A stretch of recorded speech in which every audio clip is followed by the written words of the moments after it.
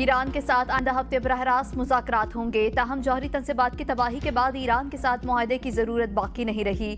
अमरीकी सदर ट्रंप कहते हैं अमरीका मुज़ाकरात के नतीजे में ईरान के साथ किसी मुआहदे पर दस्तखत कर सकता है।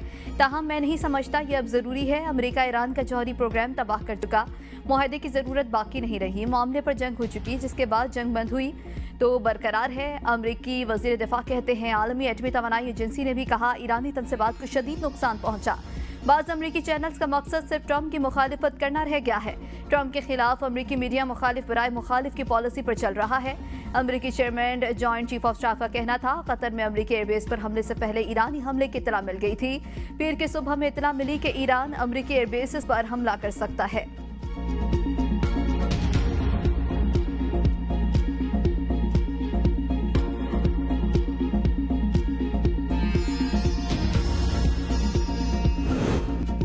अमरीका मुदाखलत न करता तो इसराइल मुकम्मल तबाह हो जाता। ईरान ने सेहूनी बातिल हुकूमत पर फतह हासिल की। ईरानी सुप्रीम लीडर आयतुल्ला खामनाई का वीडियो पैगाम। कहा अमरीका इसराइल को बचाने के लिए जंग में उतरा। अमरीका ईरान के बड़े फौजी अड्डों तक पहुंच सकता था। किसी भी हमले का जवाब अमरीकी अड्डों को बार बार निशाना बनाकर देंगे। ईरान ने अमरीका के मुंह पर जोरदार तमांचा रसीद किया। ईरान के खिलाफ जाहरियत करने वालों को आइंदा भी कीमत चुकाना पड़ेगी। ईरान ने इसराइल को इसके तमाम दावों के साथ कुचल कर रख दिया। ईरानी हमलों में सेहूनी रियासत पाश पाश हो गई। इसराइल के दिफाई निजाम को तोड़ा। ईरान ने सेहूनी फौजी इलाकों और शहरियों को निशाना बनाया।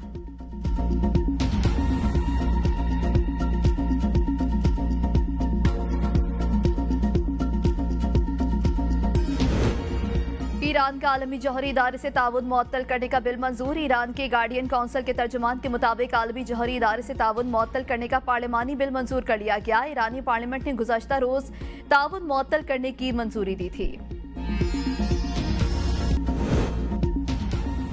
कौमी असम्बली इजलास में फाइनेंस बिल कसरत राय से मंजूर। अपोजिशन की पेश करदा तमाम तरामीम कसरत राय से मुस्तरद। फाइनेंस बिल की शेख 3 में अपोजिशन की जानिब से 6 तरामीम मुतारिफ की गई।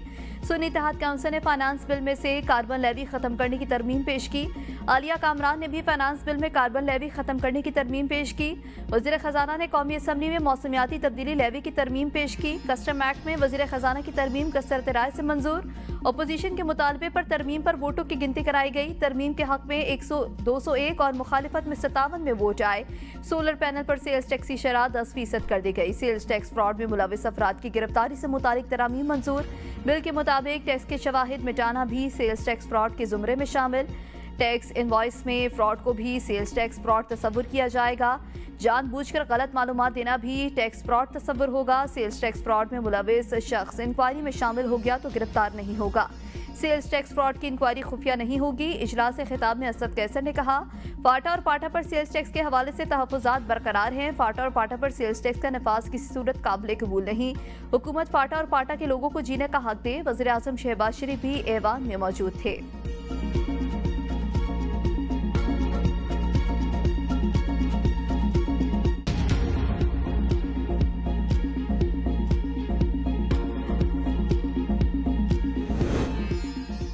बजट 2025-26 में टैक्स इक़दामात में तब्दीली हुकूमत के लिए दर्द-ए-सर बन गई। नए बजट में हुकूमत की ज्यादातर टैक्स इक़दामात IMF मुआहदे का हिस्सा। किसी भी किस्म की तब्दीली आलमी मालियाती इदारे के साथ मुआहदे के लिए खतरा बन सकती है। ज़राए के मुताबिक तब्दीली की सूरत में नए टैक्स इक़दामात की जरूरत होगी।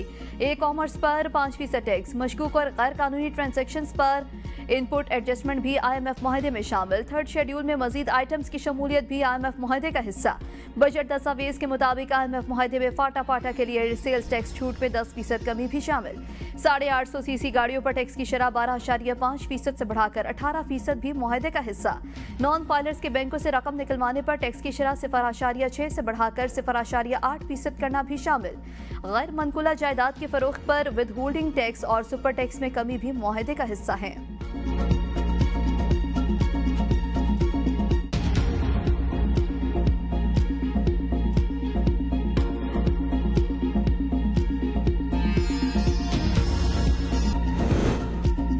बानी पीटीआई से मुलाकात पर गैर एलानिया पाबंदी लगा दी गई है। असेंबली तोड़ने का इख्तियार बानी पीटीआई के पास है, जब कहेंगे असेंबली तोड़ देंगे। वज़ीर आला खैबर पख्तूनख्वा की अडयाला जेल के बाहर मीडिया से गुफ्तगू। कहा, बानी पीटीआई से मुलाकात आईनी और सियासी हक है जिसे रोंदा जा रहा है। मुलाकात तक हम मामूल के मामलात पर पेशरफ्त नहीं करेंगे।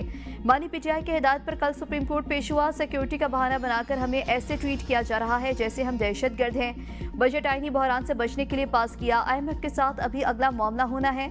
हम सूबे के हालात देखकर फैसला करेंगे। हम किसी फाइनेंस मीटिंग में शरीक नहीं होंगे। नवाज शरीफ की सियासी हिकमत अमली मुकम्मल तौर पर नाकाम हो चुकी है।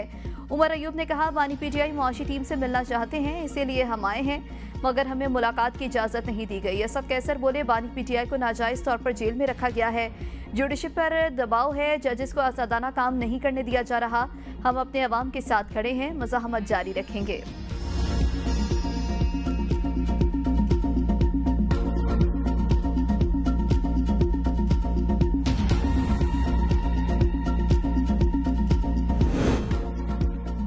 खैबर पख्तूनख्वा बजट पर अलीमा खान के बाद सलमान अकरम राजा और अली अमीन भी आमने सामने आ गए। सलमान अकरम राजा ने खैबर पख्तूनख्वा का बजट पास करने को बदनीयती करार दे दिया।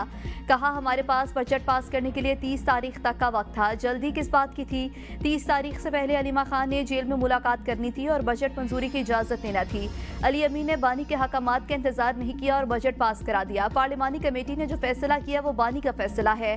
गंडापुर बोले, इंसान जो फैसला करे उस पर खड़ा रहे, मुकरना नहीं चाहिए। मैंने किसी ग्रुप को नवाजने के लिए नहीं, सूबे को मजबूत करने के लिए बजट मंजूर किया।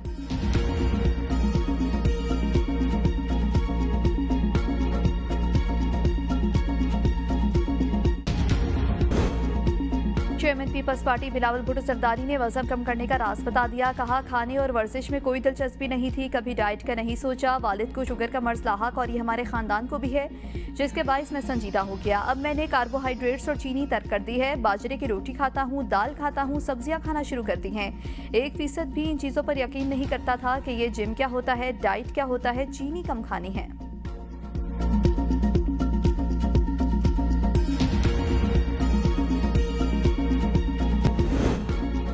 पेशावर हाईकोर्ट ने नैब को पीटीआई रहनुमा आजम सवाती की गिरफ्तारी से रोक दिया। अदालत ने आजम सवाती से कहा कि आप इंक्वायरी में शामिल हो जाएं, गिरफ्तार नहीं किया जाएगा। नैब इंक्वायरी जारी रखे। आइंदा समाअत तक नैब दरख्वास्त गुजार को गिरफ्तार न करें। अदालत ने समाअत 16 जुलाई तक मुलतवी कर दी।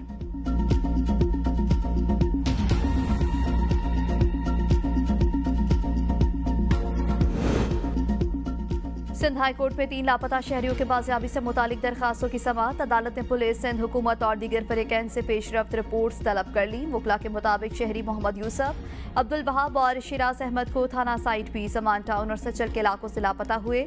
मोहम्मद यूसुफ 2018 से गायब हैं। तफ्तीशी अफसर ने शहरियों के बाजियाबी के लिए इकदाम का दावा किया और मजीद मोहलत की इस्तदा की। अदालत ने समाअत 2 हफ्तों के लिए मुलतवी कर दी।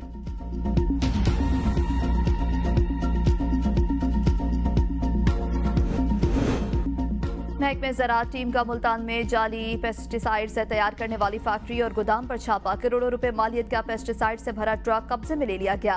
5 मुल्जिमान को गिरफ्तार। कारटेप और पेप्रोनॉल पर मुश्तमिल हजारों जाली पैक बरामद कर लिए गए। ज़राई शहर बतौर माल मुकदमा पुलिस के हवाले कर दिया गया, जबकि तर्जुमान महकमे ज़राअत के मुताबिक मुल्जिमान मुल्क भर में जाली पेस्टिसाइड सप्लाई करते थे। मुकदमे के लिए थाना मुजफ्फराबाद में दरखास्त दायर। नमूना जात तज्जिए के लिए लेबॉर्ट्री भिजवा दिए गए।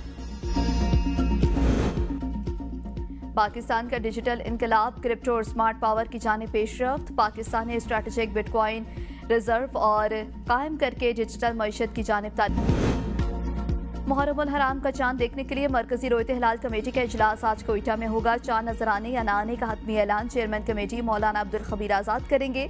स्पार्को के मुताबिक साफ मौसम की सूरत में चांद नजर आने के इम्कानात बेहतरीन हैं।